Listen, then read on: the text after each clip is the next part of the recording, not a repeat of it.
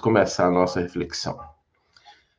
A reflexão de hoje é sobre um desejo muito natural que nós temos de ver um mundo melhor, de ver um mundo mais fraterno, de ver um mundo sem conflitos, sem dificuldades, ver um mundo em que as pessoas se amparam umas às outras, um mundo sem sofrimento, sem as disparidades sociais que a gente às vezes encontra, um mundo que as pessoas tenham dignidade, tenham bonança, tenham abastança, tenham recursos, elas possam viver bem. Esse é um desejo muito natural e frequente nosso. O grande problema é que a maioria de nós, às vezes, começa pelo lado errado, começa com as ações equivocadas, começa não fazendo aquilo que nos compete realizar. Porque a gente precisa reconhecer que, no processo de desenvolvimento da humanidade, Deus faz a parte dele. O problema é a humanidade fazer a parte dela. E é muito curioso que isso está, desde lá do Antigo Testamento, a gente vem encontrando essa realidade. Quando a gente vê aquelas alianças que a gente vê lá no Antigo Testamento, elas são exatamente esse compromisso. Se a gente se lembrar da aliança mais importante que tem no Antigo Testamento, que é a aliança de Deus com Abraão, nós vamos encontrar a seguinte promessa, né? Eu serei o teu Deus, tu serás o meu povo, e tu serás uma bênção para todas as nações. Então, desde lá do Antigo Testamento, existe esse sentido, essa busca, esse significado de uma união, de uma aliança de Deus com a humanidade, com algumas pessoas, para poder fazer uma mudança positiva no mundo. E, normalmente, Deus cumpre a parte dele. Normalmente, Deus faz o que ele promete, ele age, ele cumpre a parte dele do contrato. O problema está na nossa parte. E, normalmente, a nossa parte está porque a gente esquece do que é o passo correto para a gente começar, e a gente começa pelos dois passos errados. Existem duas maneiras erradas de começar e uma maneira certa. A maneira errada de começar é quando a gente começa a agir para a melhoria do mundo contra alguma coisa, contra alguém. Essa é a maneira errada. Porque quando a gente começa agindo contra alguém, contra alguma coisa, a gente age no sentido da destruição e não da construção. Quando a gente age contra alguma coisa, a gente normalmente está buscando destruir algo, às vezes com boas intenções. Mas a gente esquece que quando a gente enfoca aquilo que tem que ser destruído, a gente desfoca, a gente perde de vista aquilo que precisa ser construído. E as nossas energias devem ser levadas na direção da construção. E aí, quando a gente desperdiça essas energias no lado da destruição, a gente acaba não conseguindo realizar a parte que nos cabe.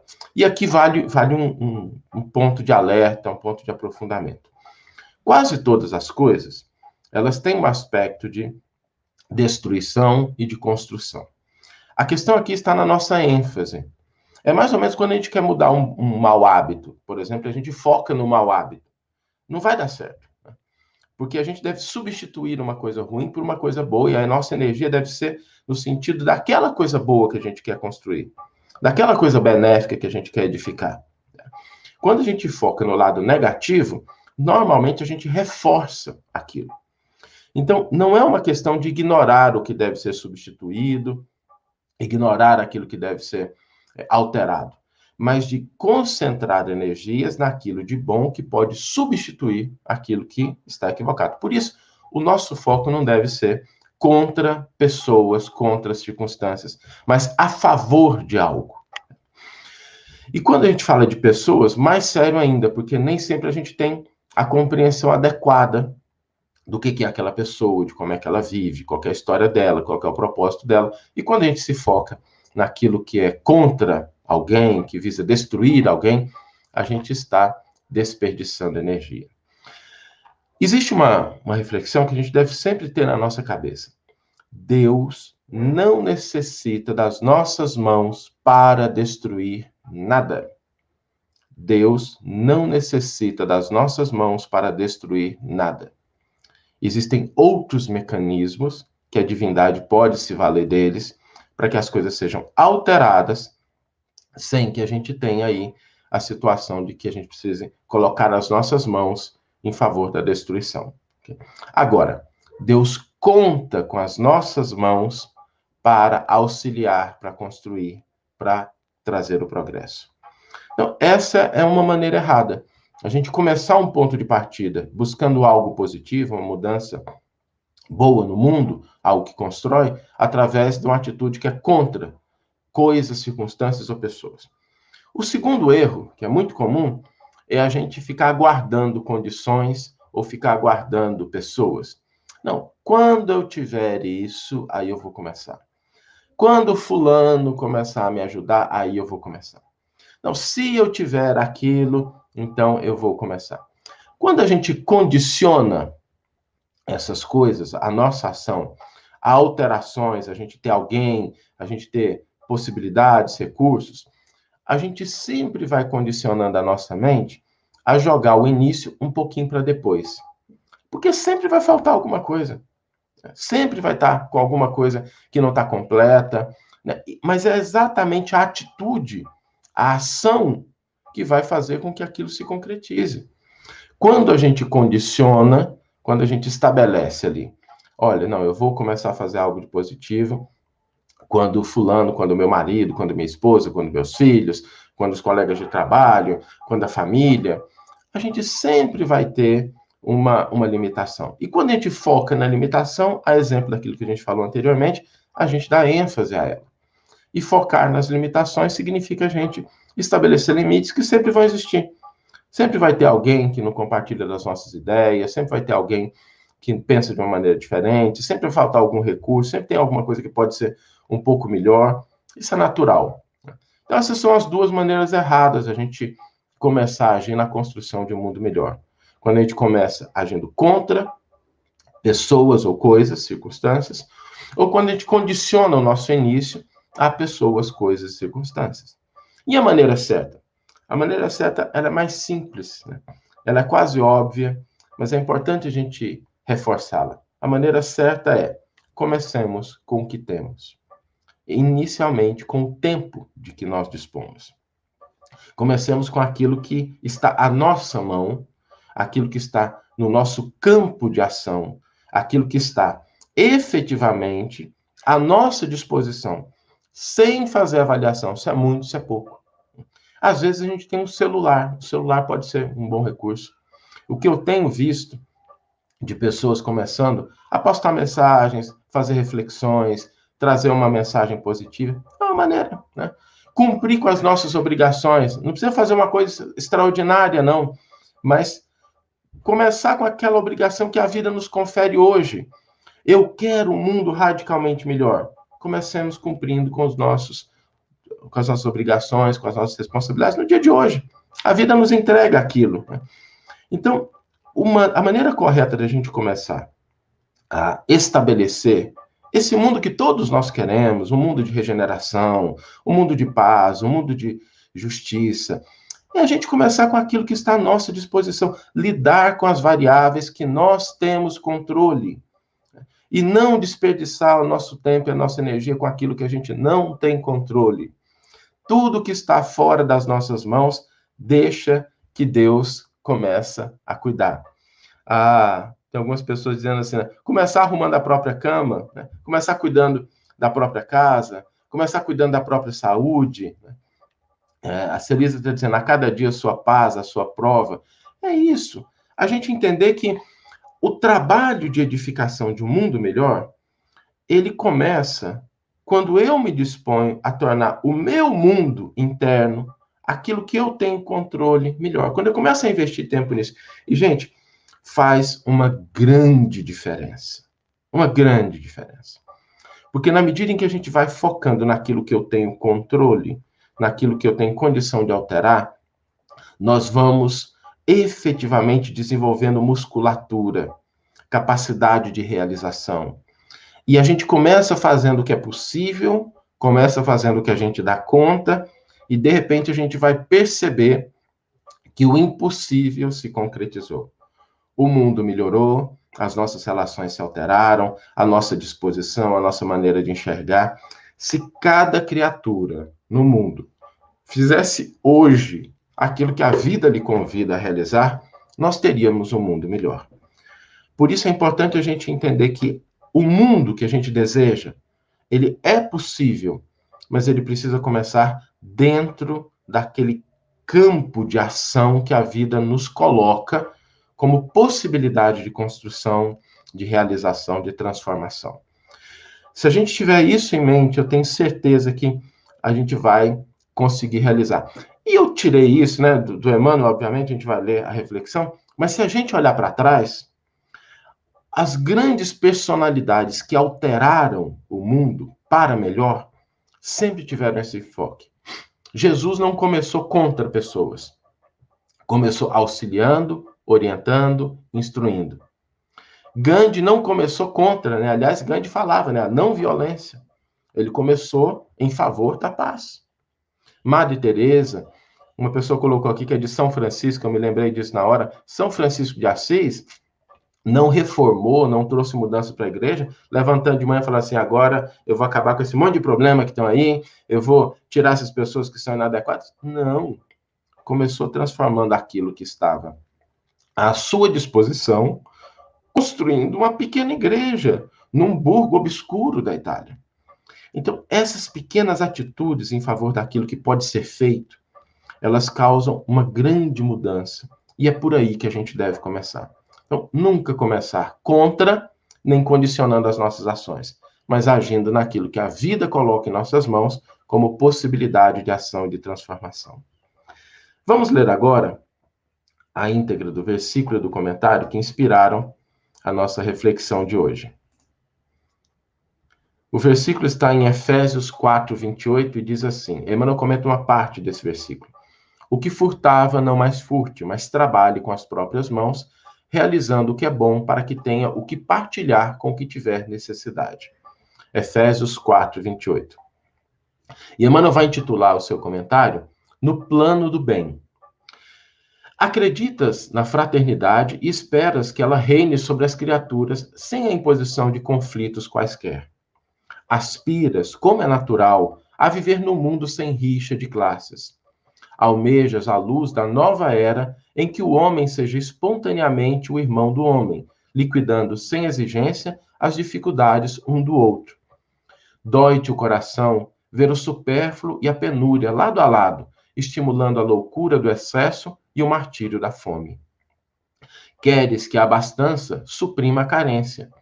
Reclamas a melhoria do nível de vida, principalmente para os que choram em privação. Contudo, a fim de que o bem apareça, não aguardemos que semelhantes luzes venham inicialmente dos outros. Comecemos de nós, sem demandar com alguém ou contra alguém.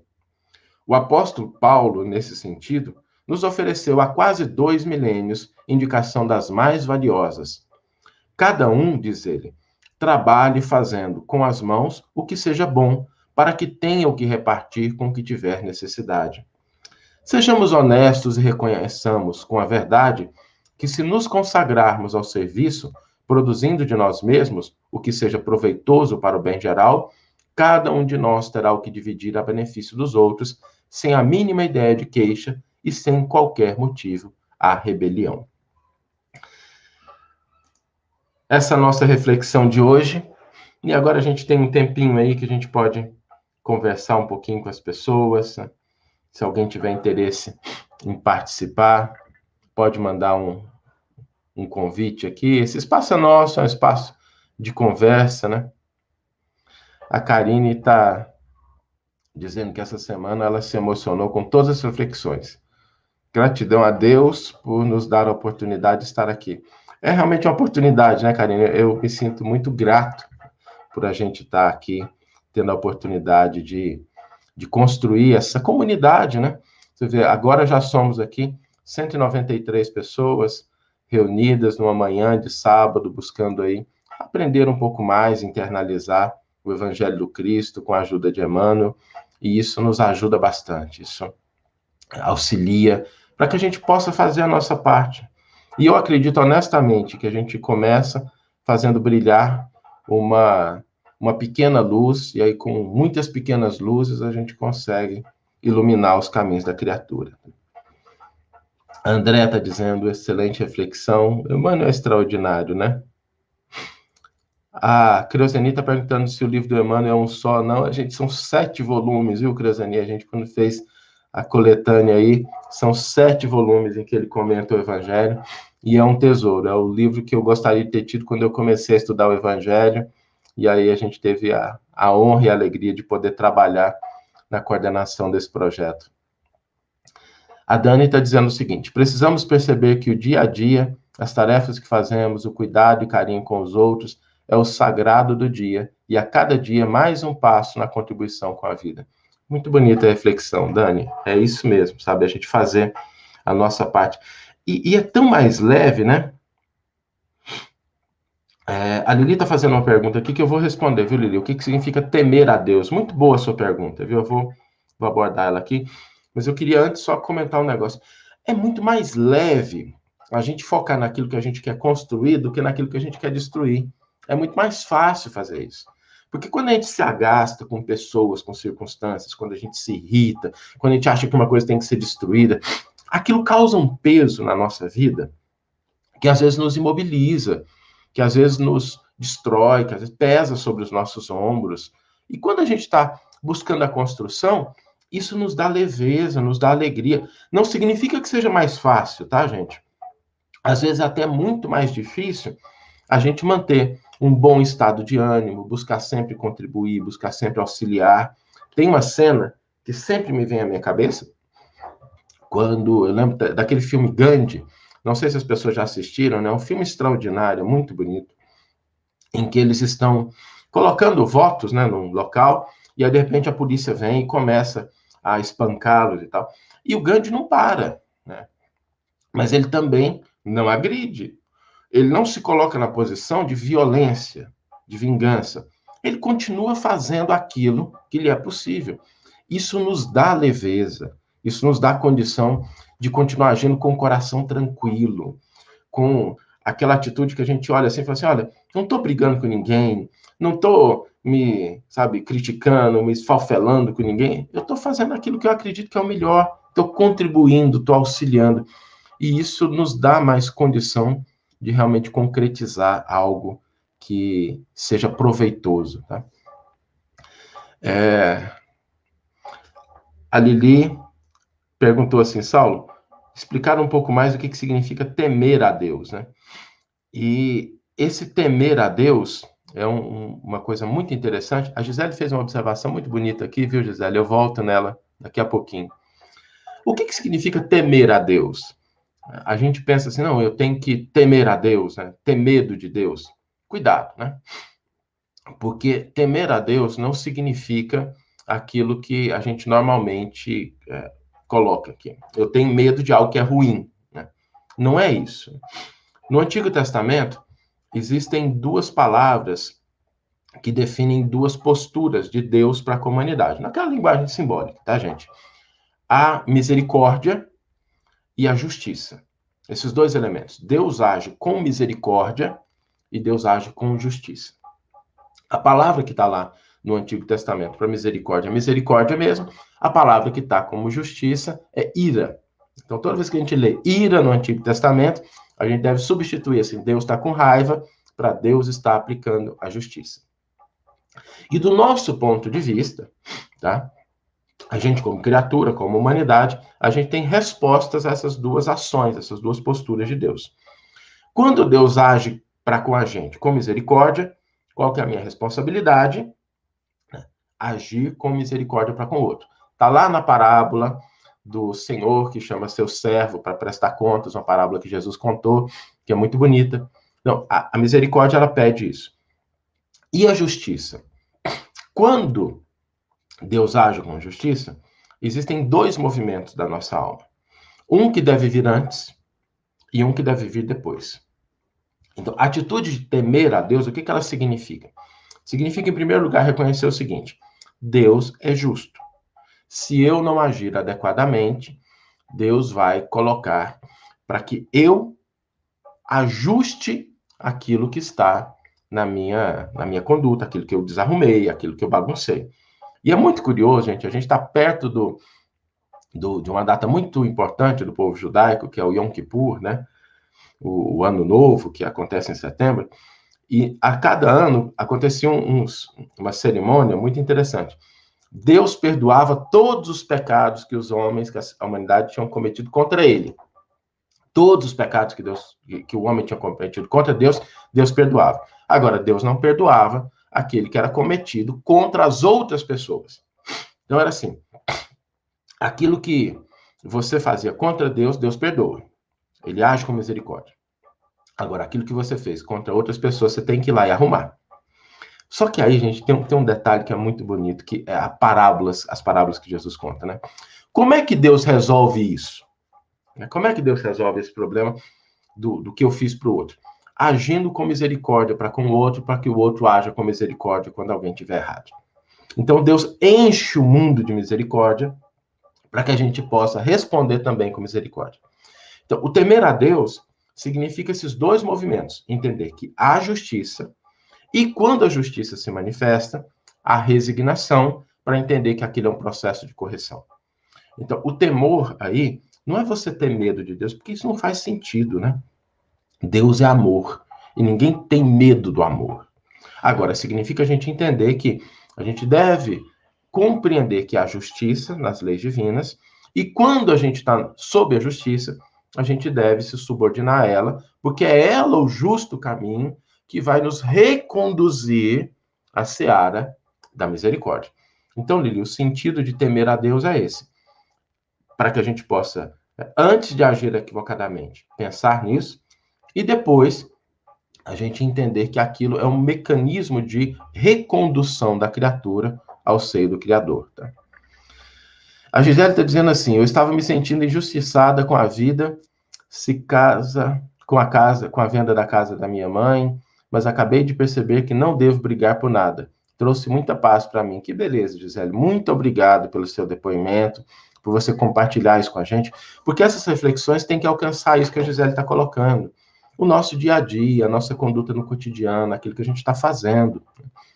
Não é para ficar só no nosso intelecto, porque cada um de nós vai enfrentar desafios.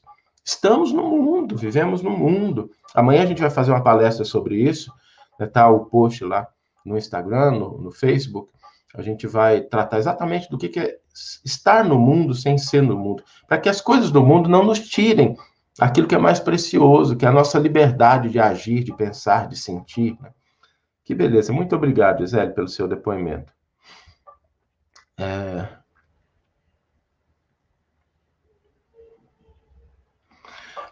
O Júlio está fazendo uma pergunta assim. Uma dúvida. Alguns eventos que mudaram o curso do planeta, teoricamente para melhor, como a Revolução Francesa, foram feitos à custa de muitos embates. Isso iria ao contrário da orientação? Júlio, para ser bem objetivo assim, sabe? Responder. Te agradeço muito a pergunta. É importante fazer esse tipo de pergunta, porque são dúvidas que realmente surgem. Mas a resposta para isso é um sonoro. Né? Isso vai contra a orientação? Vai. Né? Não significa que Deus não vai aproveitar aqueles movimentos para que a gente possa, né, na medida do possível, tirar o que for bom deles. Agora, é a única alternativa? Não. Precisava de um movimento como a Revolução Francesa. A minha filha é apaixonada na Revolução Francesa, ela conhece muito, a gente conversa sobre ela aqui em casa. Mas se a gente ler um pouquinho, a gente vai perceber o seguinte: quanto sangue derramado, quantas vidas perdidas, e quanto, o que é importante, Júlio, você trouxe um evento histórico muito importante para a gente.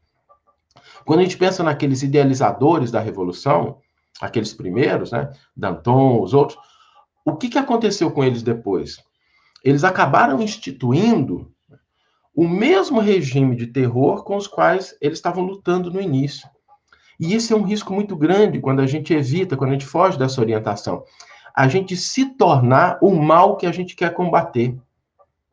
A gente se tornar exatamente aquele problema que a gente está lutando, porque a gente fica tão conectado com ele e a gente vai tanto na ânsia de destruir que, não estou dizendo que é sempre, mas às vezes a gente acaba se tornando o mal que a gente quer combater no mundo. E na Revolução Francesa, a gente teve esse movimento, né? De depois, a gente... Aquelas pessoas, aqueles que começaram com um ideal muito bonito de liberdade, acabaram se convertendo em instrumentos de opressão, de morte. Então, assim, é a única alternativa? Não. Né? Às vezes acontece, às vezes acontece.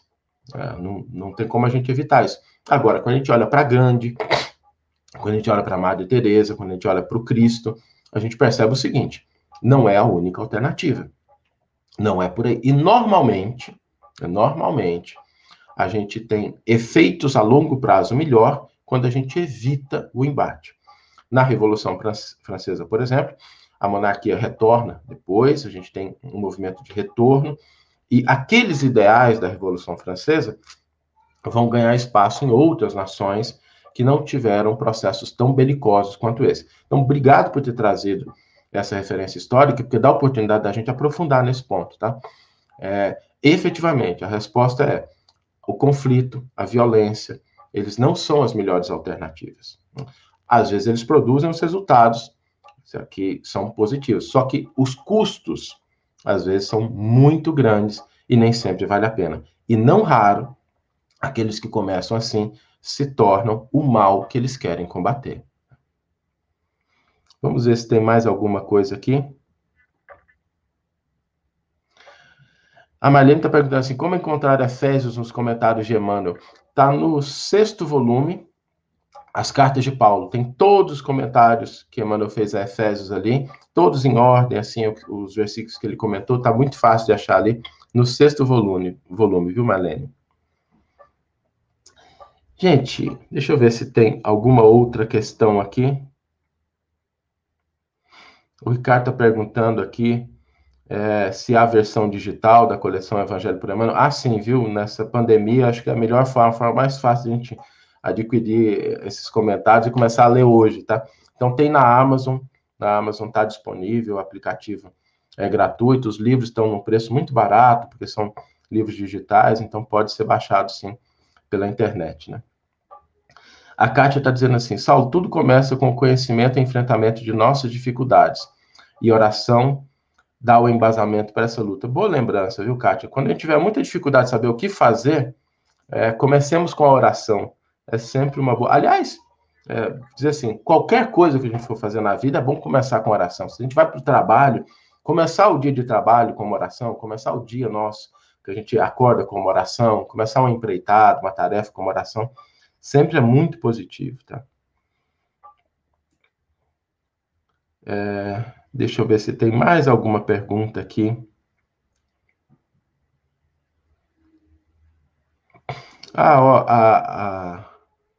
Aqui tá como Laí Matos, acho que é isso, tá dando informação importante. O Evangelho por Emmanuel está disponível no Kindle Unlimited, que tem até 30 dias gratuito para quem começa. Então não precisa nem fazer o pagamento, né? Dá para fazer e tem 30 dias para ler os livros sem nenhum custo. Deixa eu ver se tem alguma outra pergunta. Pessoal, agradecendo. Gente, muito obrigado. Trazendo mensagens aqui, trazendo as suas... Eu sempre gosto de ler os comentários depois. A única coisa que eu não gosto muito no Instagram, gente, é que os comentários que são feitos durante a live, eles não ficam gravados, viu? Então, se depois o pessoal... E eu adoro ler os comentários que foram feitos durante a live, e eu sempre volto neles depois, lá no Facebook, no Instagram. O ruim é que no Instagram os comentários durante a live não ficam gravados, né?